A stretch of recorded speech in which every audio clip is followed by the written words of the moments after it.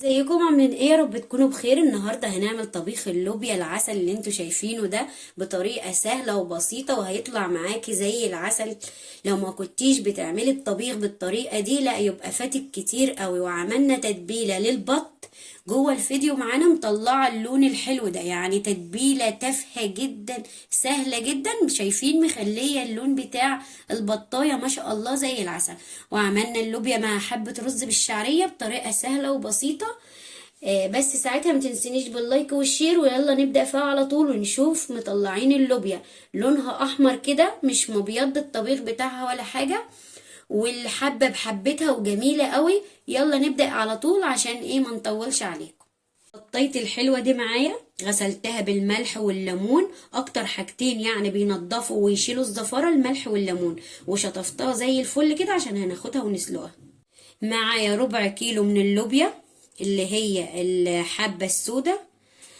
غسلتها ونقعتها لمدة 6 ساعات على الأقل خالص، 6 ساعات، وممكن من بالليل للصبح. معايا مية على النار، هي هتبتدي تغلي، يعني مش سخنة ومش باردة، تبتدي تغلي. هسقط فيها اللوبيا بعد ما نقعتها، لازم الحركتين دول يتعملوا. هحط لها نص معلقة من الملح الابيض. طبعا هنسيبها كده لحد ما تتسلق 50%، عشان لما اضيفها للصلصة بتاعتي او التسبيكة بتاعتي ما تبيضش الطبيخ بتاعي، او التسبيكة بتاعتي تفضل لونها حلو ومحتفظة بيه.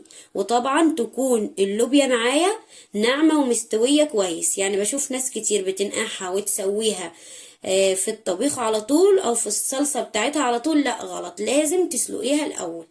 شايفين كده وهي بتتسلق معايا اللوبيا لازم اشيل الحاجات دي، لان الحاجات دياتي اللي هي ايه، الغازات اللي بتبقى في البقوليات، فلازم نشيلها. ما بالك بقى لو احنا ما كناش سلقينها، كان كله ده هينزل معايا في الصلصه.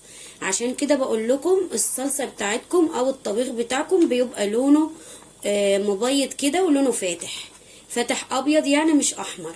اديكم هتشوفوا بقى اللوبيا بتاعتنا لما نخلصها هيطلع شكلها ازاي بالجمال والحلاوه دي. شايفين كده؟ كده خلاص اتسلقت 50%. خلاص هقفل عليها انا كده خلاص. هيبقى معايا للصلصة بتاعتي اللي احنا هنعملها والتسبيكة الحلوة، هيبقى معايا معلقة كبيرة من السمنة. هيبقى معايا بصلاية متوسطة مقطعاها صغير. لازم يا ريت تقطعي البصل صغير في اي طبيخ انت هتطبخيه.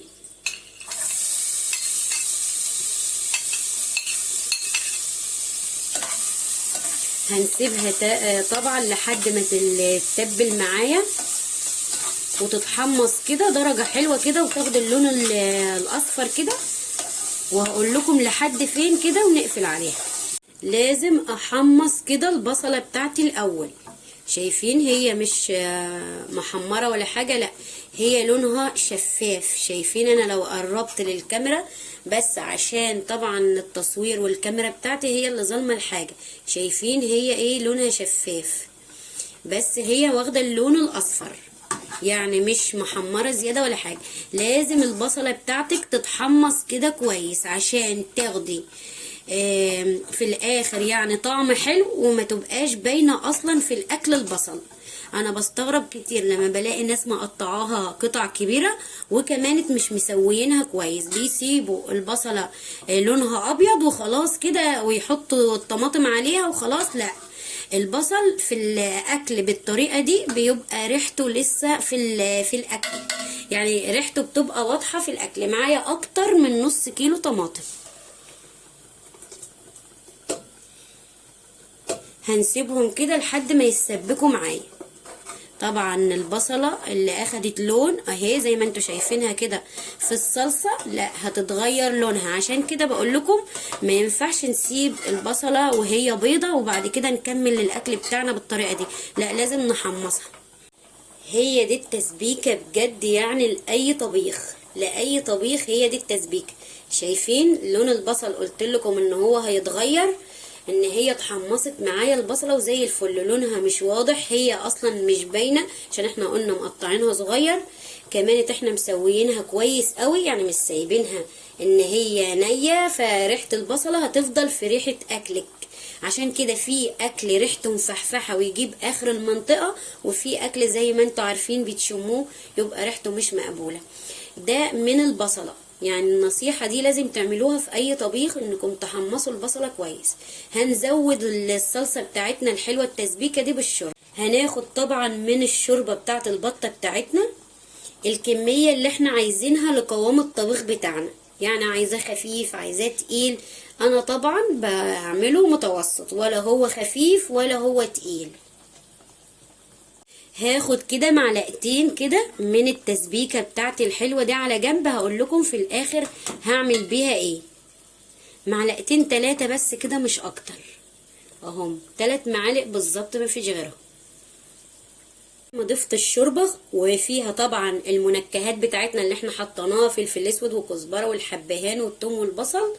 طبعا هنظبط الملح الاول، وبعد كده هنجيب اللوبيا اللي احنا سلقينها 50% وغسلينها ومصفيينها وهنحطها دلوقتي. طبعا لو لقيتي اللوبيا فيها اي قشر تشيليه. خلاص كده هنسيبها لحد ما تستوي معايا. شايفين لونها وشكلها روعة روعة روعة. هنحط طبعا ده لا غنى عنه في الطبيخ عشان يديني طعم ونكهة فظيعة. هنسيبها لما تستوي. شايفين دلوقتي هنكشف عليها ونشوف ايه الاخبار بتاعة اللوبيا بتاعتنا الجميلة الروعة دي. شايفين اللون والقوام الحلو ده اهو، شايفينه؟ شايفة لونها؟ ده القوام الحلو للصلصة بتاعتنا. لازم تبقى التسبيكة زي ما انتوا شايفينها كده، واخدة الجمال والحلاوة دي. المعلقتين اللي احنا كنا مخلينهم من التسبيكة هيبقى معايا بابريكا معلقة صغيرة، فلفل اسود مع حبهان مع كزبرة انا محمصاهم وطحناهم. بعد كده معانا من نص معلقة او معلقة صغيرة من الثوم البودر وبصل البودر. طبعا لو انت مش موجودة عندك كل التوابل دي مش مشكلة، ممكن تحطي اي نوع توابل عندك وخلاص. بس الحاجات دي بتبقى منكهات حلوة قوي للحوم، وبالذات بلحوم الطيور، يعني بتدي طعم حلو قوي. البطه بتاعتي خلاص اتسلقت كده ولحمها دايب وعسل. هحط التتبيله اللي احنا عملناها عشان يا اما تدخليها الفرن يا اما تدخليها تحت الشوايه. خلاص كده انا هدخلها تحت الشوايه. طبعا التتبيلات اللي احنا عملناها دي بتديها لون وطعم وريحه ونكهه يعني فظيعه قوي. بعد ما اخدتها وش على الناحيه دي والناحيه التانية شويه تحت الشوايه، شايفين لونها ازاي؟ جميله حلوه قوي، يعني بتتبيله بسيطه خالص. ما كنتوش تتوقعوا ان هي هتاخد اللون الحلو اللي معايا ده. هنقلبها على الناحيه التانية عشان نشوف لونها. شايفين الجمال والحلاوه؟ لونها روعه روعه، بتتبيله بسيطه خالص اخدنا منها اللون ده. شايفين البطايه بتاعتنا اهي كده بعد ما خلصنا الاكل بتاعنا ولونها الجميل ده، يعني مش هتصدقوا التتبيله البسيطه تطلع لنا اللون ده. هنغرف بقى اللوبيا بتاعتنا اللي احنا عملناها الجميله الحلوه دي. شايفين القوام والحلاوه؟ طبعا معاها حبه رز كده بالشعريه اخر جمال. ما تنسوش بقى اللايكات، بالله عليك اللايك اللايك. شايفه لون اللوبيا جميل ازاي؟ روعه روعه روعه. طبعا مش عايزة منكم غير اللايك. ما تنسوش اللايك والاشتراك في القناة.